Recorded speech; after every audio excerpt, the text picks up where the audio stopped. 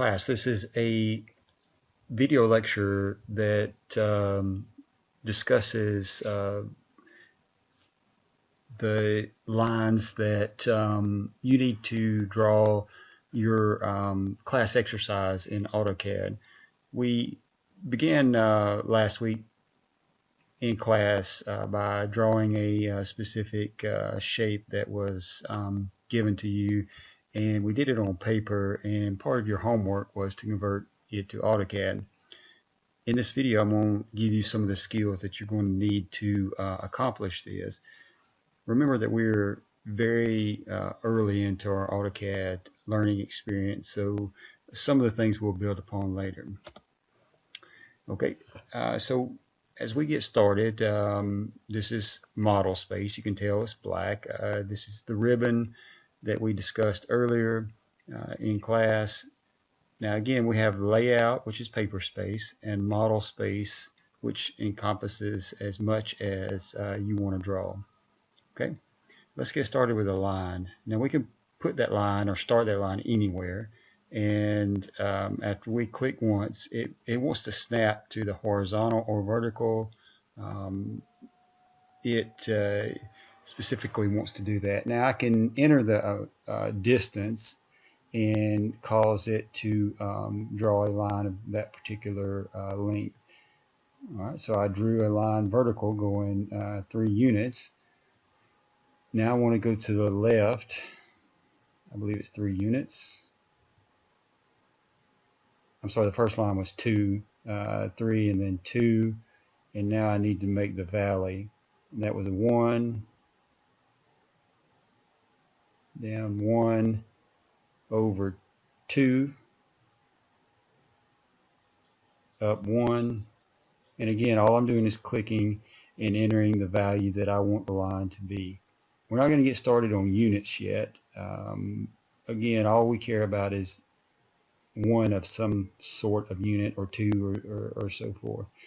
So I'm using the line tool, and I'm just entering the values and letting it snap to the horizontal or vertical. When I'm done, I just hit escape, and I have individual lines. As I click on them, you see the 3 grips. But again, these are individual lines. We're going to add to that knowledge here in just a minute. Okay. Now I want to draw the next view, and I would like to line them up. I want to be precise. Now I'm going to use a construction line. Now the keyboard shortcut for that is X line, and then it gives me a prompt: horizontal, vertical, angle, bisect, offset. So I want to choose vertical, and as soon as I choose vertical, you notice the green box, and that is the snap point. So it's automatically going to be aligned at that point. Now these are just guides. They go on forever, infinity, and we're just going to use them to trace over. It's a easy tool to use. Okay. Now I'm going to use a polyline. It's the same as individual line. Well, let me first make a go by for horizontal. I'm gonna, if you notice, I've got a snap point that I'm able to use. Again, I won't enter the units required. After I do that, I don't have to enter any more units. I can just use these construction lines to trace. Hit escape to get out. Now as I select it, notice that it's a group of lines instead of one individual line. Okay, if I want to select it and then right click, I can hit properties, and it's on my other screen, but I'll show you how to do it in just a minute. But I'm going to change the color. Notice I can change the color to anything that I want, and it only changes the polyline that I drew, nothing else. Okay. I can do an offset command in order to draw the valleys. I use the offset, and then now it asks me for a dimension. So in this case it's 3. As soon as I hit enter, I select the object I want to offset, and it moves them exactly 3 units. It will move it to the left or the right, whatever you choose. I want to make the peaks now, which were 1 unit, so I'm going to type in 1, then enter, and then select the objects that I want to offset. Again, all I have to do is select and then move to the left or the right or up or down, and it places those construction lines. I'm going to use the polyline tool, escape, and then use it again in order to draw the 2 upper portions. Now I need to get rid of these construction lines. I just used them to trace with, so I'm going to select all of them and then hit delete, and I'm left with my plan view of that shape that I drew, and they're lined up since we use construction lines. Now I want to draw another view over to the side, so I'm going to draw another construction line. This time I'm going to use horizontal, get a snap point, and it aligns perfectly to that corner. I'm going to use another one just to trace, and this is arbitrary to where I put it. I'm just using it as the bottom corner. Now I can copy and paste construction lines with the Control C, but it depends on where your particular point is, so that's not really effective for us. So I'm going to enter another also could draw a line using a polyline, but again I have to enter the distance, and well, I'm all about making things as simple as possible. Again, if I were to draw a line, I would have to know the distance and calculate the distance that I want to draw, but I've already done that work over here in the first drawing, so I'm going to use construction lines again. Okay, that sets the upper part, and I need to set the base of it as well. Again, using a horizontal construction line. So all I've had to do is visually assign these dimensions, and since I've lined the blocks up, I don't have to worry about the dimensions at the moment, because I did that in the first step. Okay, in order to get the right side, I'm just going to offset. Again, that's the offset tool, and I enter the dimension. So at this point, it's just a tracing exercise, just using the polyline tool and drawing a line using the guides that I set up for the construction lines. Once I have drawn it, I'm going to delete, and I've got the side view.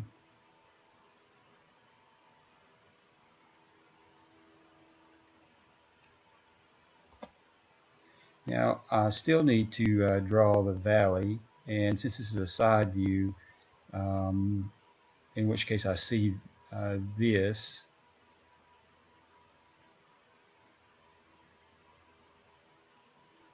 let me go ahead and change the color of this, just so you again know how to do this. That's right click properties, and in the properties dialog I have several options, line types, but I'm going to select the color. Instead of by layer, I can select another color, and as I hover over them, you notice the color changes. So if I use red, then I've changed those particular lines that I selected as that color. So again, a construction line, because I need to establish the hidden line. Just a tracing exercise again. I don't have to worry about units because I've already done that in the first step. Now this is a solid line, but since it's not viewed in the side view, I need to change it. We discussed and we agreed that this should be a dashed line. Now if I select the line and I go to layer, pull down the menu, but since this is a new file, there's no line types in here but continuous and by block. Again, I went and line type and looked for a particular extra line type, but I don't have that. And while we're here, let's discuss a couple other things. We have a z value of 0. This is a 2D drawing. We have exact x and y points, and all of the gray areas are calculated by AutoCAD, and the length is there. Okay, but again, I want to change this to a dashed line, and since it's a hidden line and I don't see it on this face. Okay, I have some other pull down menus here where I can change the width of this particular line. Now just below it is the line type manager, and if I hit other, I've got 3 line types here, none of which are what I need, so I need to load some additional ones by using this load button. There's a whole pile of different line types that AutoCAD, and you can have custom line types, you can have multitude of different things, and they can be customizable. You can do many things with it, but we need a dash for a hidden line, and let's go ahead and load a center line because we're going to need it in a few minutes as well. We can use this center line here. Hit OK. Now I have 2 additional lines types loaded in there. Okay, so I select my line and I go back to properties and line type, and now I've got additional options here. I've got center and this dash line. You notice as I hover over them, they change. I'm going to select the dash, but we've got a problem. Is we still have a solid line. It's not right, so we need to change the scale. It's set for 1 now. I'm going to set it 0.5. Still solid, so let me change it again. 0.1. Alright, now so we're seeing the dash, and that's because we've changed the scale that it appears. It's still not correct, so I'm going to go with it a little more, change it to 0.25. That's going up, so obviously the dashes got larger, so we need to go down. And then I'm going to try 12, or a little better, maybe an 08. Still gap too much. How about half of that and 0.04? Oh, now that's starting to look like what we drew in class. That is more of a hidden line in appearance than we started with. So let's also discuss how we can put some text there. We can use the multi-line, the M-text tool, drag a box just like you would in any other Word or anything else, and a dialog comes up. I'm going to label this one side. Now when I click on I get some grips. Since it's multi-line, I can adjust the width of it. Now the square grip actually moves the location. The 2 triangles just change the width of the text box. Any text also has properties just like a line. Now it's a different set of properties. Different things come up as opposed to a line. Here's my text height. If I wanted to make it bigger or smaller, I can change this value. We'll cover annotative later. Justification, which is just like Word, is here. X and Y position are here. And background mask allows it to delete where you can't see anything, so the text doesn't jumble up. Okay. I also changed the color, just like I did with the line. So I'm going to select green. I can also change the width. So now I've got a green text. Escape gets you out of anything you're in. Just don't forget that. So as we continue this exercise, I haven't done the 4 holes because I wanted to leave you something to do. You'll need to put the holes in the correct spot, and also assign center lines and hidden lines for those holes, just like we discussed in class. If you have any questions, please contact me and I can help you through it.